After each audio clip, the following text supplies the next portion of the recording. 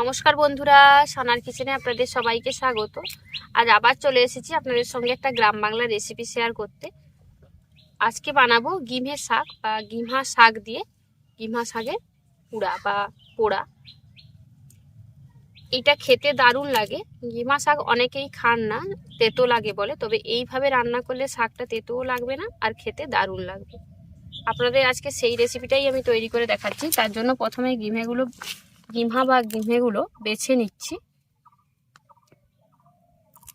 দেখুন, ডাঁটা থেকে এইভাবে তার পাতাগুলোকে আমি এইভাবে তুলে নিচ্ছি।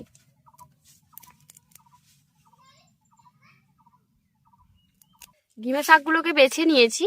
এবার এগুলো একটু ছোট ছোট টুকরো করে কেটে নেব।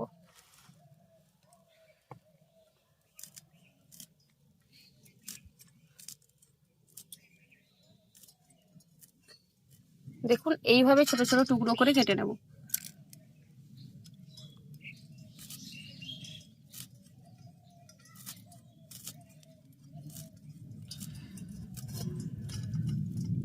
কিমাগুলোকে ভালো করে বেছে নিয়ে ছোট টুকরো করে কেটে নিয়ে ধুয়ে নিয়েছি।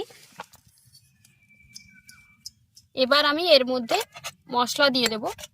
দিচ্ছি লঙ্কার গুঁড়ো, হলুদের গুঁড়ো,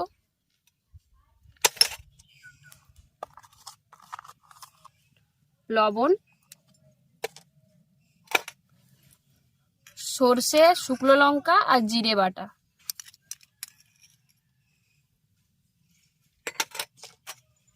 পেঁয়াজ কুচি।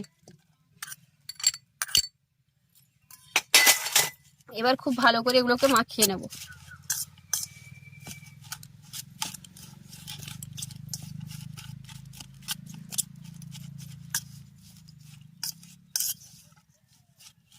ভালো করে এগুলোকে মাখিয়ে নিয়েছি।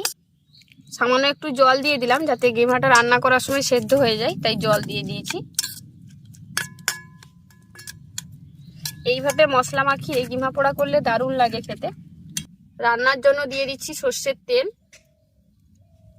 এই রান্নাতে কিন্তু অতিরিক্ত পরিমাণে তেল লাগে না, অল্প তেল দিয়েই খুব ভালোভাবে এই পোড়াটা তৈরি করা যায়। এবার তেলটাকে খুব ভালোভাবে প্রথমে গরম করে নেব। তেল গরম হয়ে গেছে, এবার মশলা মাখানো গিমাগুলো এর মধ্যে দিয়ে দিচ্ছি।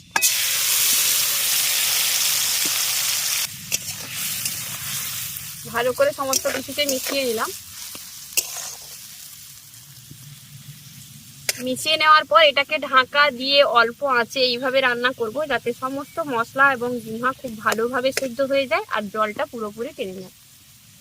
আমাদের গিমা পোড়া কিন্তু হয়ে এসেছে, জল পুরোপুরি শুকিয়ে গেছে আর পরিমাণে একদম কমে সামান্য হয়ে গেছে জিনিসটা। দেখুন কতটা কমে গেছে। এটা কিন্তু এতটা পরিমাণে বসিয়েছিলাম, কিন্তু অল্প পরিমাণে এতটা হয়ে গেছে। জল শুকিয়ে গিয়ে পুরো সুন্দর করে এটা পোড়া পোড়া হয়ে গেছে। গরম ভাতে প্রথম পাতেই গিমা পোড়াটা থাকলে খেতে কিন্তু দারুণ লাগে। এবার এটা নামিয়ে নেব। এইভাবে পুরোপুরি জলটাকে শুকিয়ে নিয়ে তারপর এটাকে নামিয়ে নিতে হবে। গরম ভাতের সঙ্গে প্রথম পাতে পরিবেশন করার জন্য আমাদের গিমা পোড়া একদম রেডি।